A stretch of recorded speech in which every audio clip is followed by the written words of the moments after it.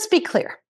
If you're trying to lose weight, the last thing you want to do is be making mistakes. Things I wish I knew earlier, both for me and for 4 decades full of clients. But these things keep coming up. So in 2025, it's time to reveal the truth. These are 4 mistakes you're making if you're going after belly fat loss.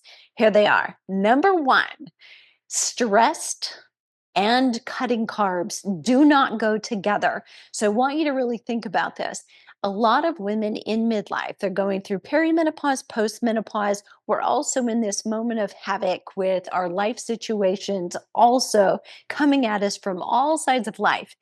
And so we may be gaining fat, overall body fat, don't look quite the same. There's a lot of padding in the cushions, but we also gain directly to the midsection. And we may never, ever have carried it there before. Nobody loves that. But if you're exhausted, you're tired, you're stressed, and you may be wired and tired and kind of always you're not actually allowing yourself to feel tired. Or on the flip side, you may definitely, like, I feel tired all the time. I have clients and students tell us that. What you're doing in terms of mistakes is you're potentially cutting out carbs. It's one of the first places we go. We villainize carbohydrates. And if you cut out your carbs, you are going to feel virtuous and you're going to feel fantastic for the first few days. Because when we eat carbohydrates and store them in our body, for every 1 part carb, we store 3 parts water. So we do carry around a little water. It's not like water retention. It's just that gets it into the system. We carry that. So we've got energy for exercise, for daily function of life. But here's why this is important. If you go really low in your carbohydrates, and let's say you're going keto, you're fasting and restricting carbs, or you're going carnivore, may not be the time to do it when you're highly stressed, unless you've already you're adapted to it completely and you're feeling really good on it all the time. I would not suggest dropping carbs. Pay attention first to the stressors. Support yourself when you're stressed with a little bit higher carbohydrate count. Strange but true. It's totally unintuitive. Here's why. We want to introduce healthy carbs, things like sweet potatoes, beans, legumes, berries, citrus fruit, those fruits that have the lowest amount of sugar, the highest amount of fiber. Those are always your best sources. Don't overdo fruit. And if you do it at a meal and do it last at your meal. But making sure you've got some brown rice, some quinoa, so that you've got specific things giving you fiber and carbohydrates because it helps us create serotonin. It's our feel-good hormone, and that alone will help us decrease cortisol.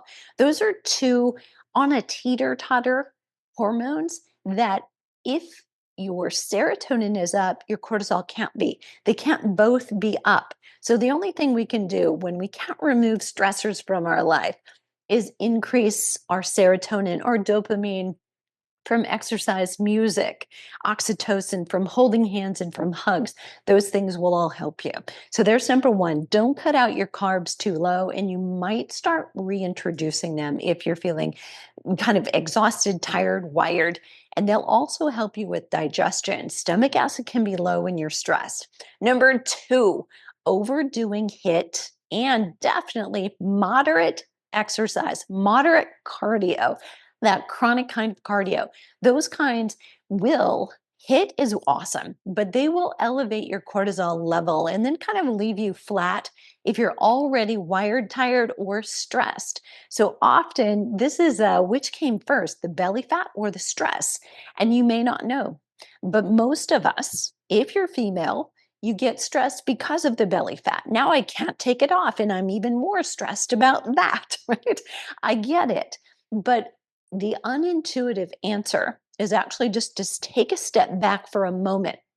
Even though you may be ultra fit, even though you may be very capable of doing high intensity interval training and you're fit and you don't want to lose that status, I get it, I got it, I'm you.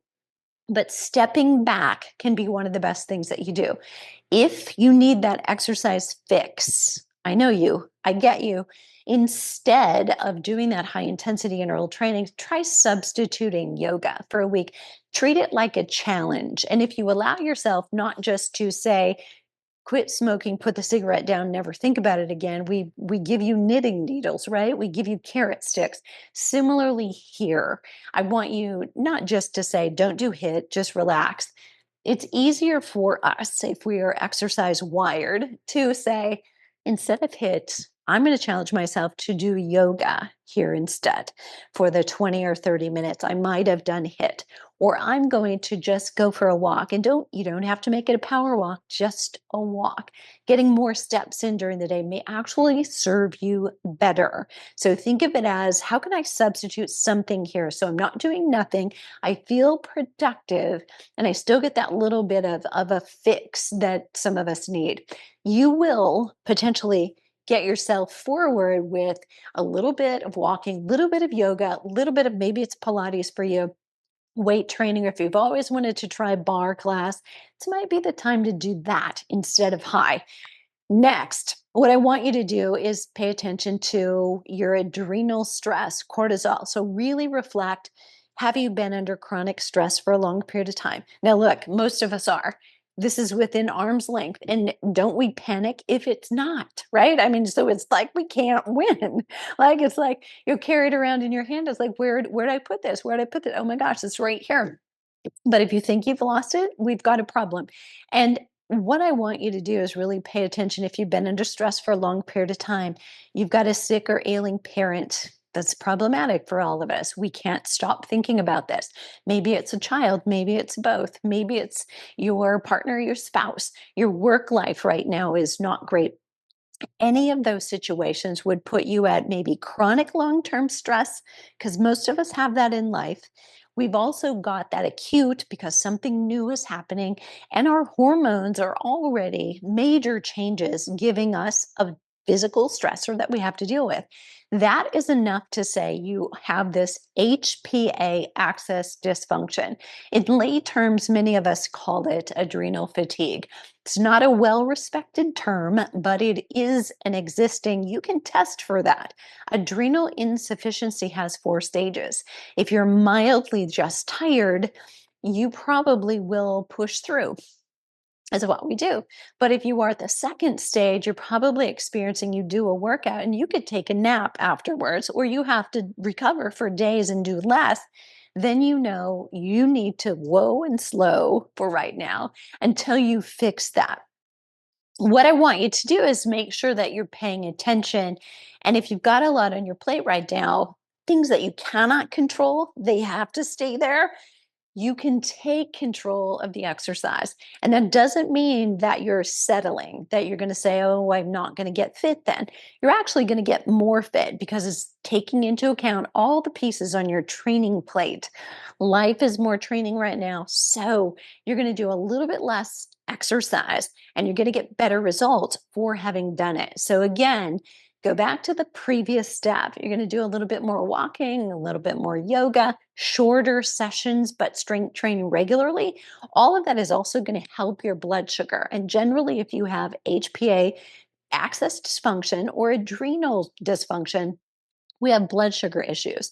So we're feeling like really slow, sluggish at some point, and then maybe feel like, okay, I'm fine and I'm normal at others. And then again, we'll crash, or we'll be reaching for sugar cravings and or for caffeine and over reliant on it. So any of those things are present, cut back a little bit, and that will actually help you. Counterintuitive, I know. We've been told do more, burn calories, and you'll get fitter faster. It's not true, especially in midlife.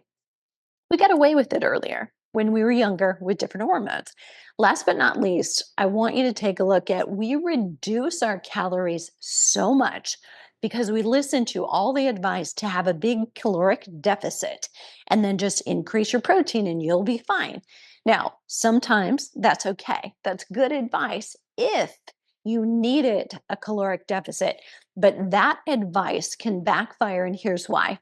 The recommendations to have a Responsible caloric deficit, we're probably talking somewhere between 500 calories at most. So we're not overstressing you. And that's taking into account the what you're taking in and eating and the exercise and activity that you're doing, the recommended calories in order to maintain, and then you're just maybe 400 calories less than that because of the exercise and the diet combined. That's responsible. However, the advice to create a caloric deficit often only comes from those who are just suggesting, based on your weight, your activity level, here's what you need. And forgetting that for women over 50, a lot of us have been on a diet since 1985. We've been eating fewer calories than we actually need since then. And so, unless we're really hyper diligent and we're counting calories and looking at what do we normally do? How much do we normally take in? Many of you might be surprised to know you're not overeating, you're under eating. And that's why you can't lose weight. We put the brake on our metabolism when we eat too little. Now, it's irresponsible of me to tell you that's true for you. But I highly recommend take 3 to 5 days, record every bit you put in your mouth, and then plug it into a tracker or drive yourself nuts by Googling it, looking at your labels, and count your calories. Then go to someplace like caloriecalculator.net, put in your weight, your gender, your activity level based on their code, and just get a suggested here's maintenance calories to stay where you are, and look at what you've been eating on average compared to that number, and you'll be able to get a good idea of have you been under eating for too long? Because we can't just take that arbitrary advice to go this low. If you've been already eating this low and you want to try to go lower, you're going to really put the brakes on your metabolism. And here's what happens then: you put the brakes on your thyroid, because that's what is called your master gland. And if you get too stressed with cortisol in your adrenals, the next step is your thyroid, and it really governs metabolism. We don't want to go there. So there you are. There are your mistakes and your quick fix. The minute you realize, I'm tired, I'm overexhausted, I don't have energy to exercise, I feel flat when I'm exercising, pay attention and think about, yes, move regularly, but try moving a little bit more regularly throughout the day instead of just one long session that might leave you exhausted the rest of the day. Try 10 minutes of walking here and there, or yoga, or strength training throughout your day. That way you can stay active, but you can also help yourself with blood sugar control, energy, support deeper sleeping, and then really take a minute, pay attention to your diet. Are you eating enough overall and eating enough protein? I hope that was helpful. Let me know down below. Click down below also for additional assets and ways that I can help you. I'll see you on the flip side.